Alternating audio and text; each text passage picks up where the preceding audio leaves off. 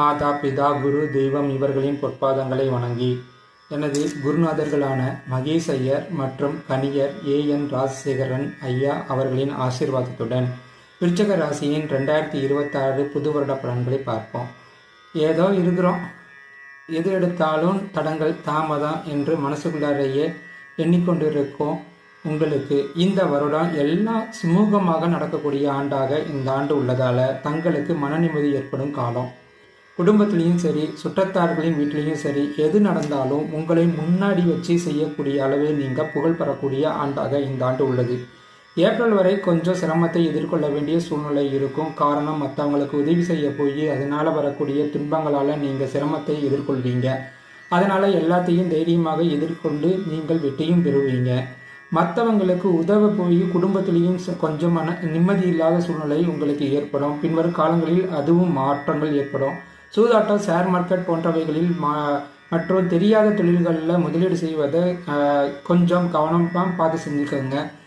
தெரிஞ்சவங்களுக்கு கடனாக பணத்தை கொடுத்தீங்கன்னா அதை ப்ராப்பராக டாக்குமெண்ட் செஞ்சு அதுக்கப்புறம் கொடுங்க. இல்லைன்னா பிரச்சனைகளை மாட்டிக்கிட்டு சிரமப்படக்கூடிய ஆண்டாக இந்த ஆண்டு உங்களுக்கு இருக்குது. கவனமாக இருந்துக்கோங்க. ஏப்ரல் வரைக்கும் தங்களுடைய மனசில் கொஞ்சம் நிம்மதி இல்லாத தன்மை இருந்துக்கிட்டு இருக்கும். அடிக்கடி தடுமாற்றம் ஏற்பட்டு கொண்டே இருக்கும். அதுவே தங்களுக்கு சூனியத்தை ஏற்படுத்தக்கூடிய நிலைக்கு கொண்டு போகும். எனவே கவனம் ஏப்ரல் வரைக்கும் ஜாக்கிரதையாக இருங்க. ஏப்ரலுக்கு பின்னர் குருவினுடைய பார்வை படும் பொழுது தங்களுக்கு இடமாற்றம், தொழிலுக்காகவோ அல்லது வேலை நிமித்தமாகவோ அல்லது வாடகை வீட்டிலிருந்து சொந்த வீட்டிற்கு செல்லக்கூடிய சூழ்நிலைகள் ஏற்படும். காதல் செய்யும் பருவத்தில் உள்ள ஆண் பெண் ராசிக்காரர்களுக்கு காதல் வயப்படக்கூடிய வாய்ப்புகள் ஏற்படும்.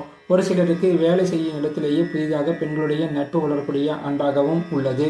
சுப விரயமான வீடு கட்டுறது, வண்டி வாங்குறது போன்ற, நிலம் வாங்குறது போன்ற தேவையான பொருளாதாரங்கள்லாம் கரையக்கூடிய ஆண்டாக இந்த ஆண்டு உள்ளது. வீட்டில் விசேஷம் நடத்தக்கூடிய சூழ்நிலை ஏற்படும். ஒரு சிலருக்கு இரண்டாவது குழந்தை எதிர்பார்த்தவர்களுக்கு இரண்டாவது குழந்தை கிடைக்க வாய்ப்பு உண்டு.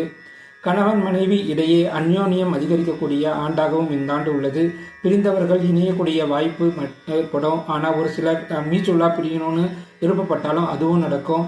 வேலை செய்த இடத்தில் தங்களுக்கு ஏற்பட்ட அவப்பெயர்கள், கெட்ட பெயர்கள் எல்லாம் சரியாகக்கூடிய காலம். வேலைகளில் பதவி உயர்வு, புதிய வேலைகள் எதிர்பார்த்தவர்களுக்கு புதிய வேலை வாய்ப்புகள் கிடைக்கும். வெளியூர், வெளிநாடு சென்று வர வாய்ப்புகள் உண்டாகும். இரண்டாவது திருமணம் எதிர்பார்த்தவர்களுக்கு வாய்ப்புகள் கைகூடி வரும்.